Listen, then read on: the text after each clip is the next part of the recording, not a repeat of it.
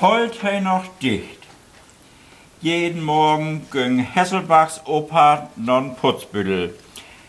Hei has ich sag's wohl noch Sülben rasieren könnt.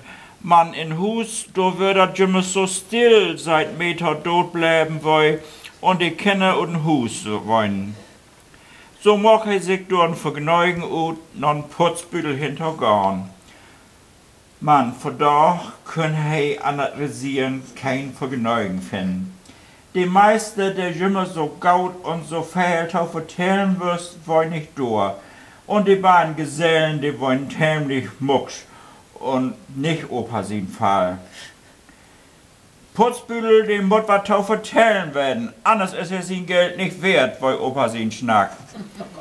Darum sagt er nu auch vergaut an, da die neue Lehrjung dat Rasieren für ihn übernehmen. Schnacken können Jung, in jeden Pott weiß er Bescheid. Bloß mit der Friseurkunst war das bei ihm nicht so weit her.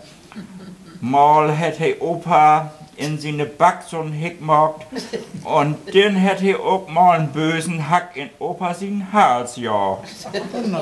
Opa war heilfroh, als er diese Perkur überstanden hat.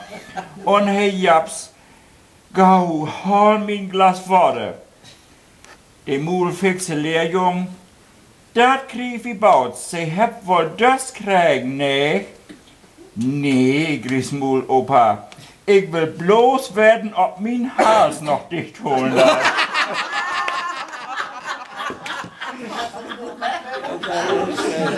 Hals noch dicht holen.